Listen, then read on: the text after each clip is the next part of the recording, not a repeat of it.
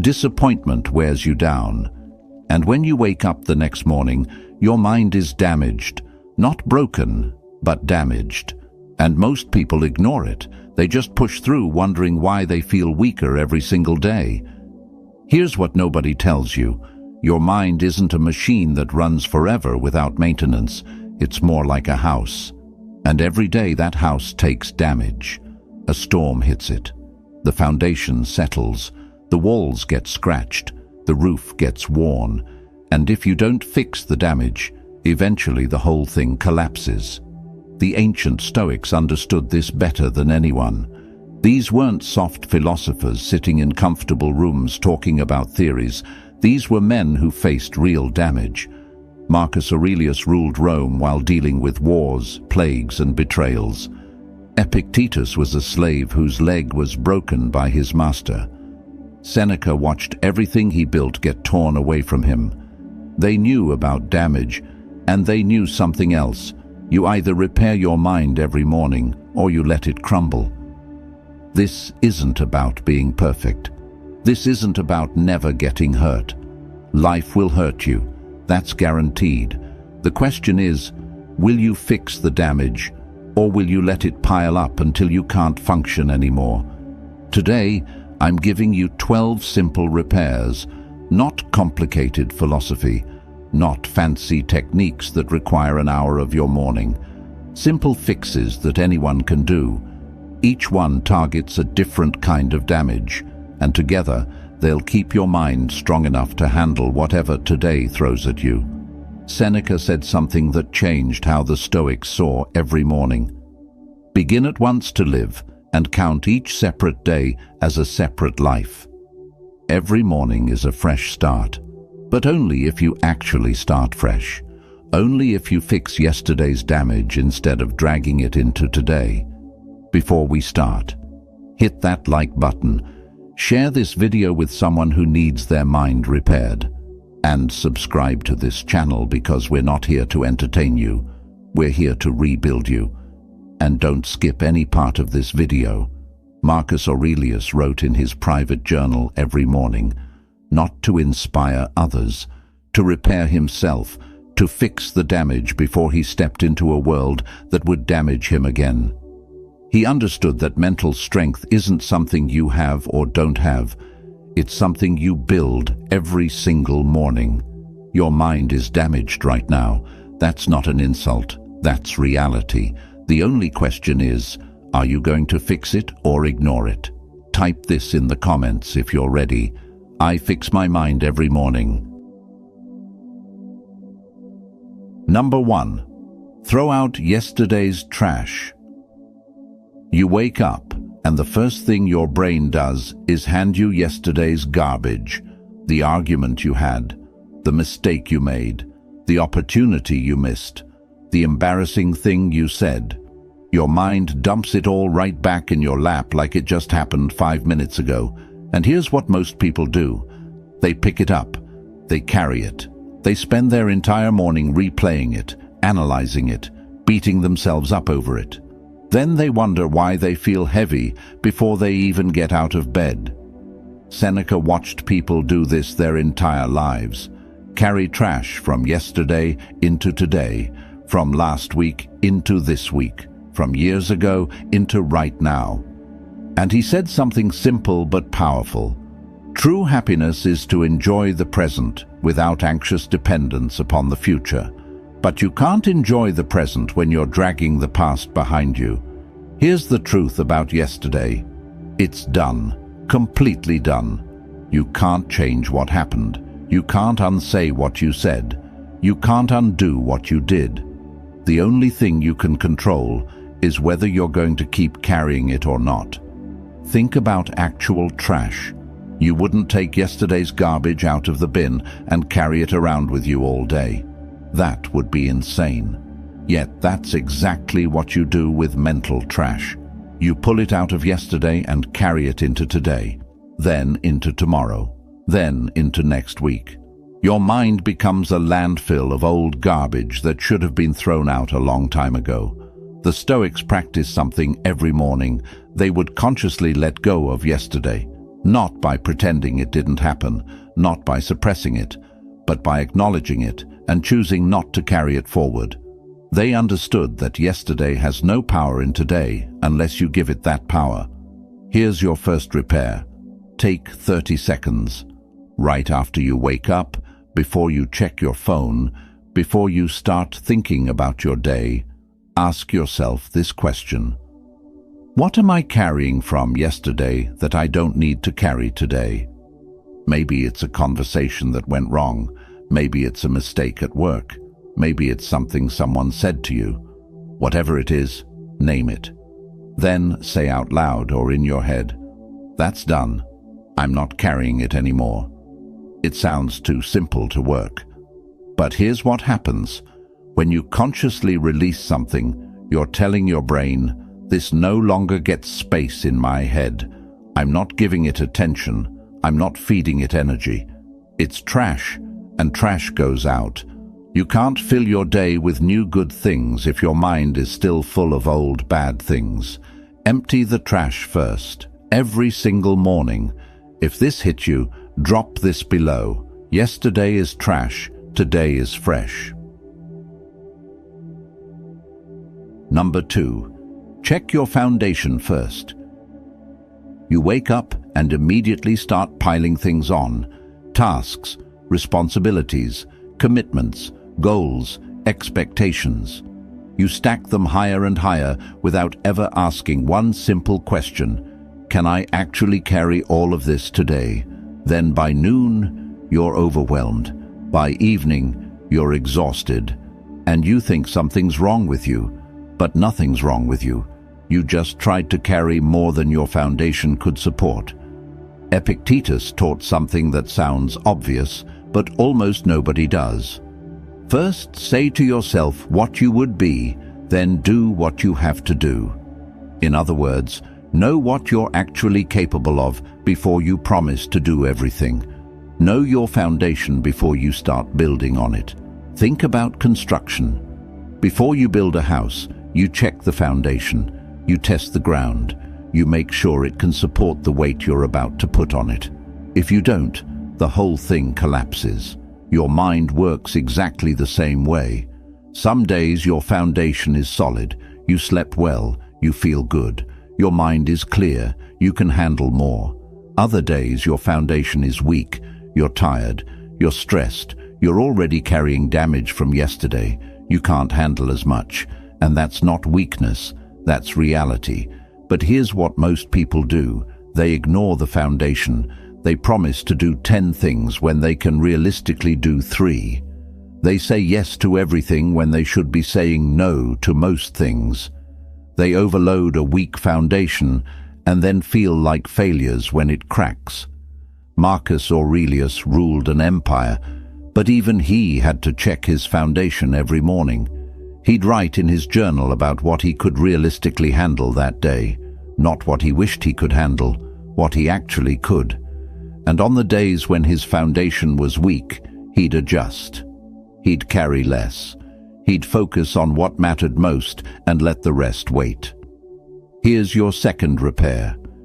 Every morning, before you look at your to-do list, before you check your emails, before you commit to anything, ask yourself honestly, what can I realistically handle today? Not what would make you look productive, not what would impress other people, not what you think you should be able to handle. What you can actually carry without collapsing. Maybe it's one big task. Maybe it's 3 small ones. Maybe today is a maintenance day where you just keep things from falling apart.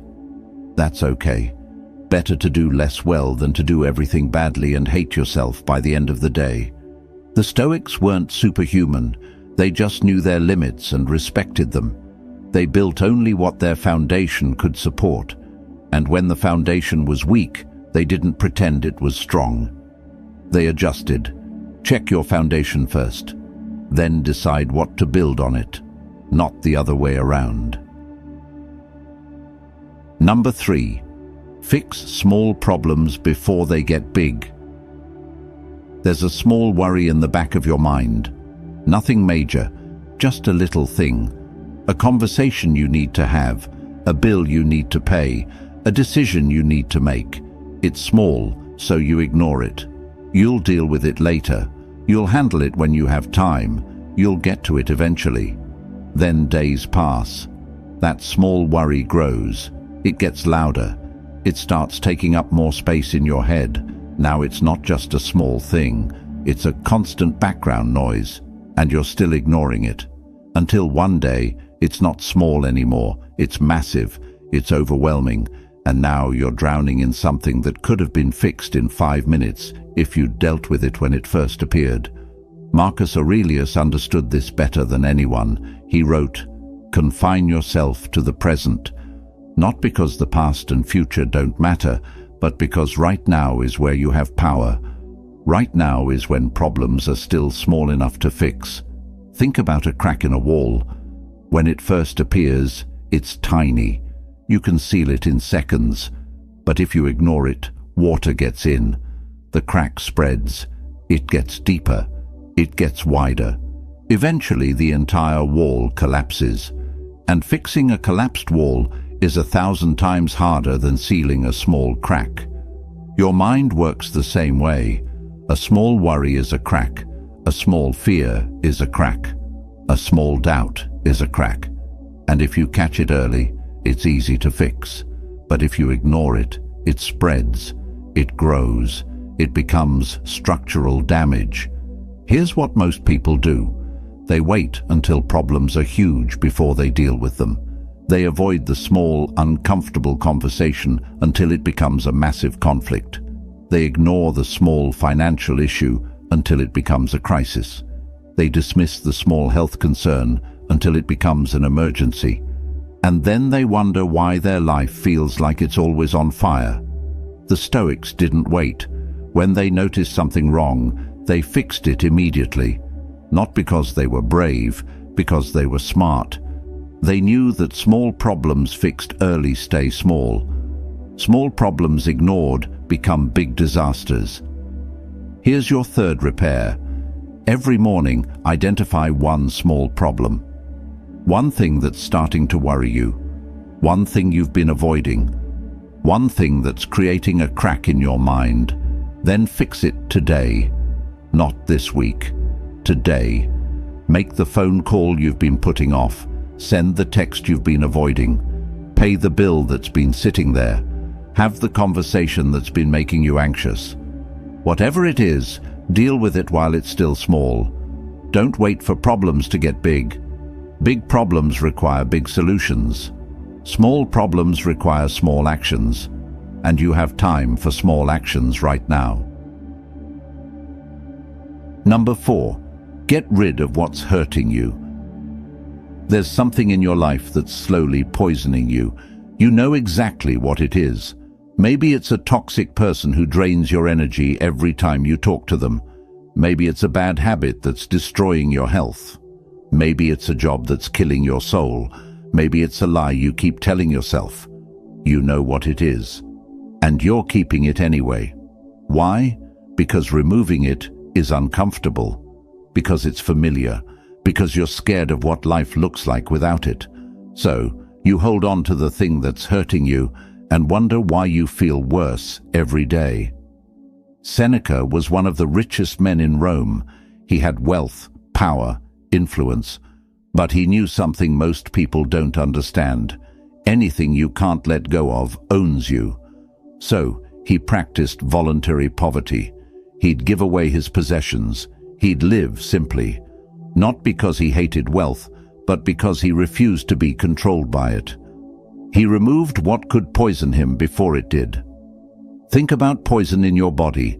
If you swallow poison, you don't keep it inside and hope it gets better. You get it out immediately. You do whatever it takes to remove it, because you know it will kill you if you don't. But with mental and emotional poison, people do the opposite. They know something is toxic, and they keep it anyway. That friendship that makes you feel small every time you see them. Poison, that habit of scrolling through social media comparing yourself to others. Poison, that relationship where you're constantly anxious and walking on eggshells. Poison, That belief that you're not good enough? Poison. You know it's hurting you, and you're still holding on. Here's what the Stoics understood. Sometimes removal is the only solution. You can't fix poison. You can't negotiate with toxicity. You can't make something healthy that's fundamentally destructive.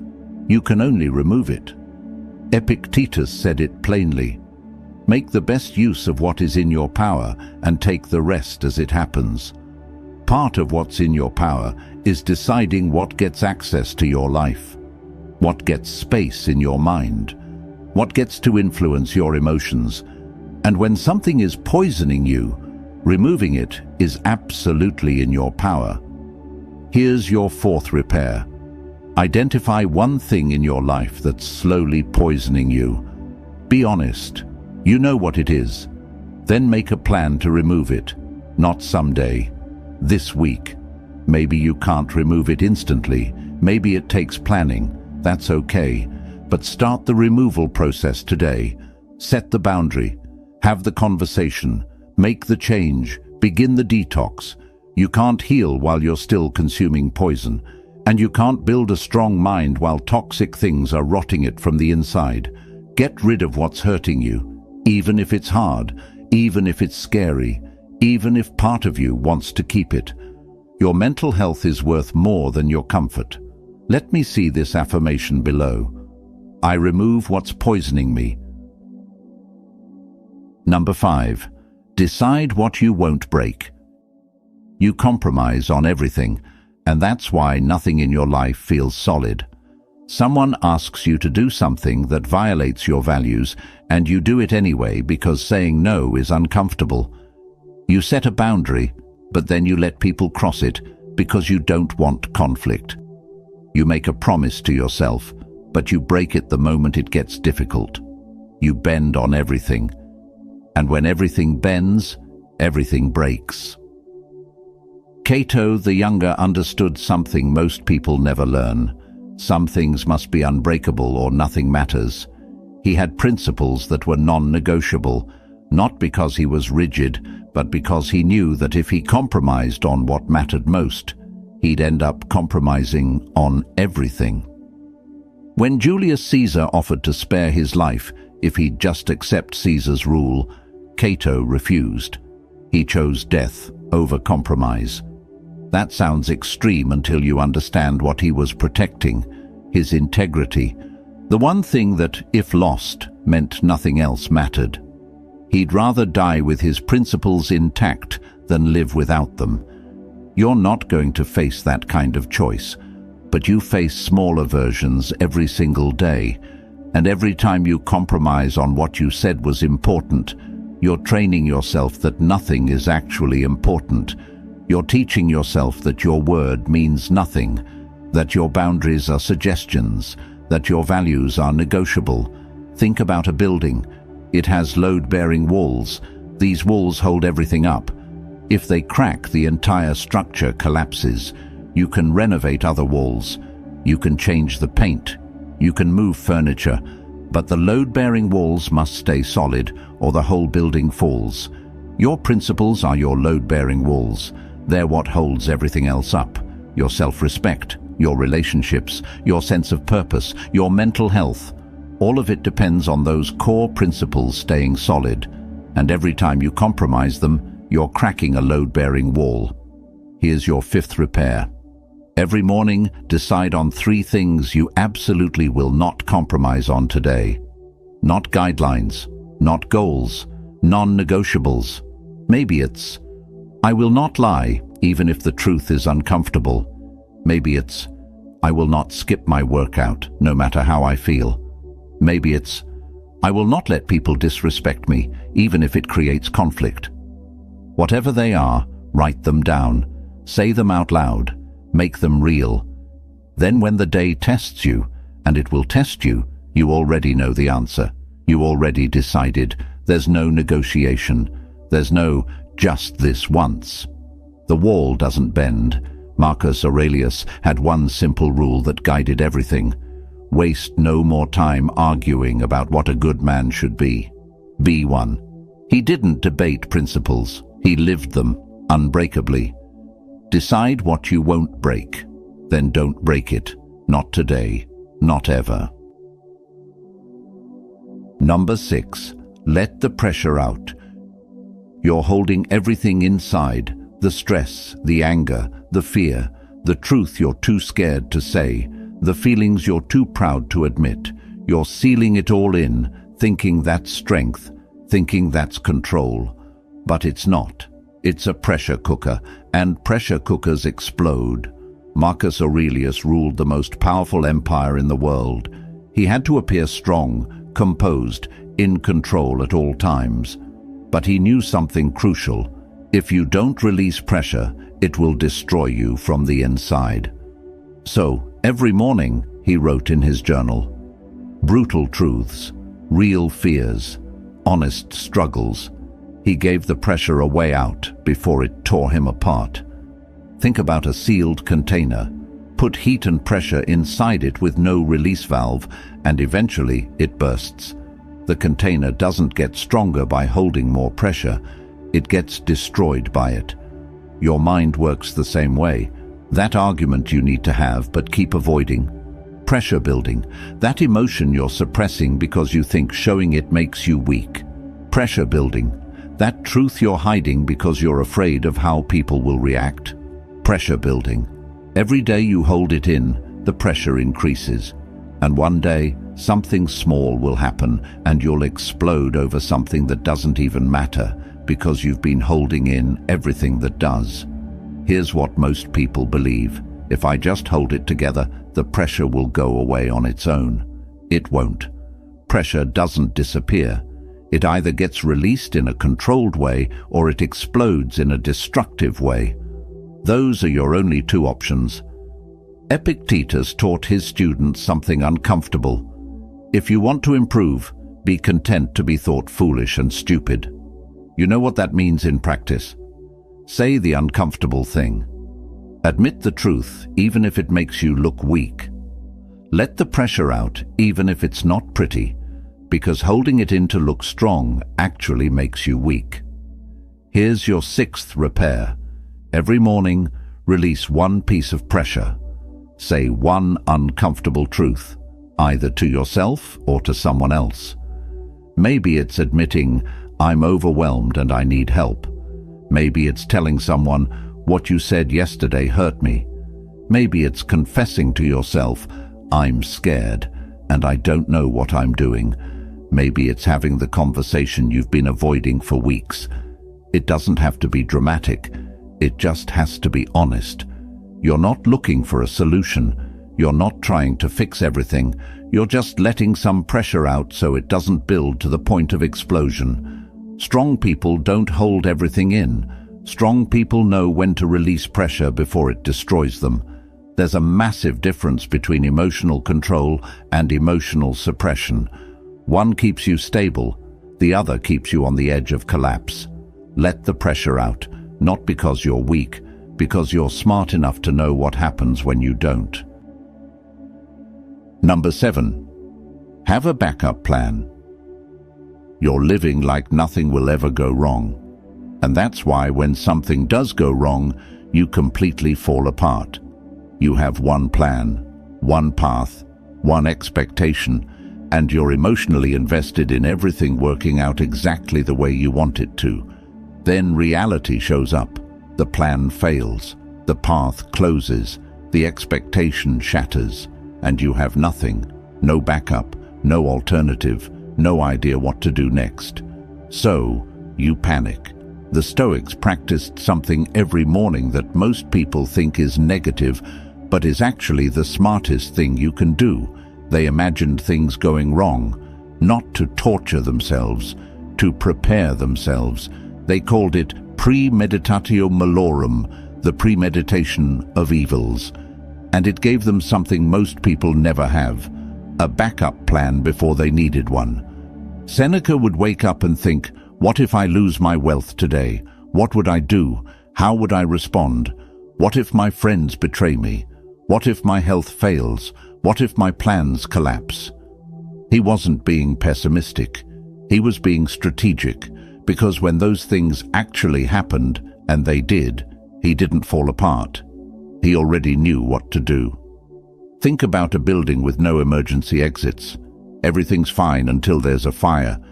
Then people die because there's no way out. Your life is the same.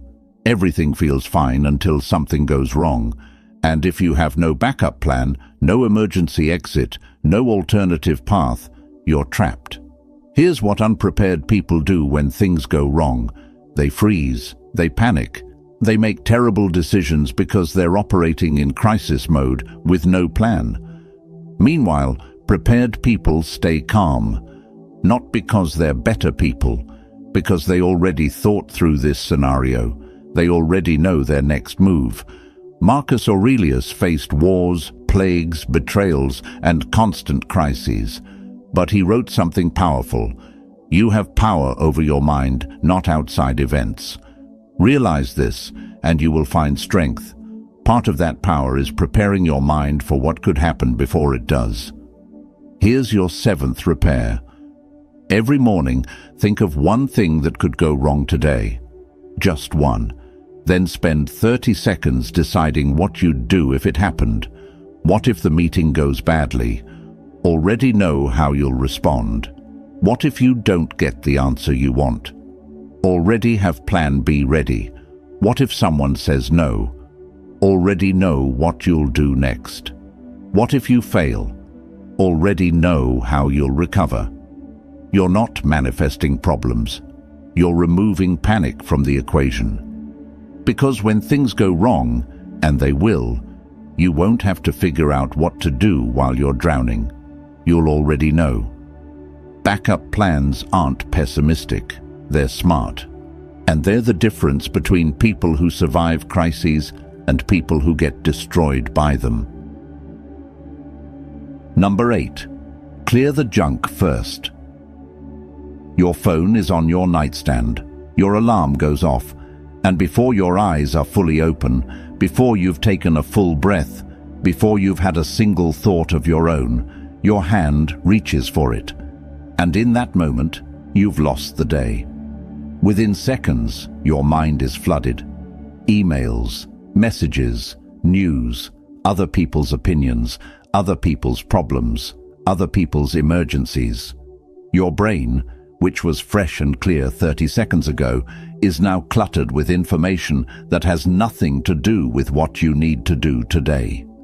The Stoics were obsessed with protecting their mornings, not because they were antisocial, because they understood something most people ignore. The first thoughts that enter your mind set the tone for everything that follows. Let garbage in first, and your whole day runs on garbage. Epictetus taught in a simple school with almost nothing in it. No luxuries, no distractions, no clutter, just the essential tools for learning. Why? Because he knew that a cluttered environment creates a cluttered mind, and a cluttered mind can't think clearly. Think about trying to work in a room filled with trash, papers everywhere, junk piled up, stuff covering every surface. You can't focus, you can't think, you can't create. Not because you're incapable, but because the environment is chaotic. Your mind works the same way. When you check your phone first thing, you're dumping trash into a clean space. You're cluttering your mind before you've had a chance to use it. That email stresses you out. That news article makes you angry. That social media post makes you feel inadequate. And now you're starting your day from a place of stress, anger, and inadequacy. Not because anything actually happened to you, because you voluntarily consumed other people's chaos. Here's what most people don't realize. You don't have to let the world into your head. You have a choice. You can protect your morning mind, keep it clear, and use it for what actually matters to you. Or you can hand it over to whoever screams the loudest on your phone. Here's your 8th repair. The first 30 minutes you're awake, nothing external gets access to your mind. No phone, no news, no social media, no emails, no other people's voices, just you. This will feel uncomfortable. Your brain will tell you you're missing something important. You're not. What you're actually doing is giving yourself 30 minutes where your thoughts are your own, where your mind is clear, where you can actually think instead of just reacting. Use those 30 minutes however you want. Sit in silence. Think. Plan your day. Read something meaningful. Move your body. It doesn't matter what you do as long as it's intentional and it's yours. The world will get access to your mind eventually, but not first. Not when your mind is at its clearest and most powerful. That time belongs to you. Type this declaration below. I protect my morning from noise. Number 9. Put good stuff in your head. You wouldn't eat garbage for breakfast and expect your body to perform well. So why do you feed your mind garbage and expect it to be healthy? The first thing you consume mentally sets the tone for how your mind operates all day. Feed it negativity and you'll think negatively. Feed it outrage and you'll be angry. Feed it comparison and you'll feel inadequate. Feed it fear and you'll be anxious. Your mind becomes what you feed it. Marcus Aurelius was incredibly careful about what he allowed into his mind. He wrote, "The soul becomes dyed with the color of its thoughts." He wasn't being poetic. He was being literal. Whatever you consume mentally colors everything else you think about afterward. Think about a water filter. Put clean water through it, and clean water comes out. Put contaminated water through it, and contamination comes out. Your mind is the same. The quality of what goes in determines the quality of what comes out. Input affects output, always. Here's what most people do.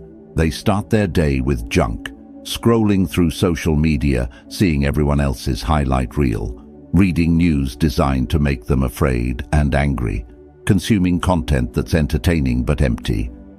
And then they wonder why they feel scattered, anxious, and unmotivated. It's not a mystery. Garbage in, garbage out. The Stoics didn't waste their mental energy on useless information. Seneca would read philosophy every morning. Marcus Aurelius would reflect on Stoic principles before dealing with the chaos of ruling Rome. Epictetus would focus on teachings that made him stronger, not weaker. They were strategic about what they allowed into their minds because they knew it mattered. Here's your 9th repair. The first thing you read, listen to, or watch each morning must be something that makes you better, not just entertained. Better. Maybe it's reading something philosophical. Maybe it's listening to something educational. Maybe it's watching something that inspires you to grow. The specific content doesn't matter as much as the intention. You're feeding your mind quality instead of junk. This doesn't mean everything you consume has to be serious and heavy. It just means that the first input, the first food your mind gets, should be nutritious. You can have junk food later if you want, but don't start with it. Your mind will crave the junk at first. That's normal. It's been trained to expect it. But the more you feed it quality, the more it will start craving quality instead. You take care of your body by being careful about what you eat. Take care of your mind by being just as careful about what you consume mentally. Quality input creates quality thinking. Junk input creates junk thinking. It's that simple. Share this commitment in the comments. I feed my mind quality, not junk. Number 10. Test yourself on purpose. You avoid discomfort. You eliminate challenges. You take the easy path whenever it's available, and you wonder why you feel weak. Here's the truth. You don't know what you're capable of because you never test yourself. You stay inside your comfort zone, convincing yourself you're strong, but you have no proof, no evidence, no real test. And the moment life forces discomfort on you, you collapse because you've never practiced handling it. Musonius Rufus, one of the great Stoic teachers, had a philosophy that sounds crazy to modern people. He believed you should intentionally make your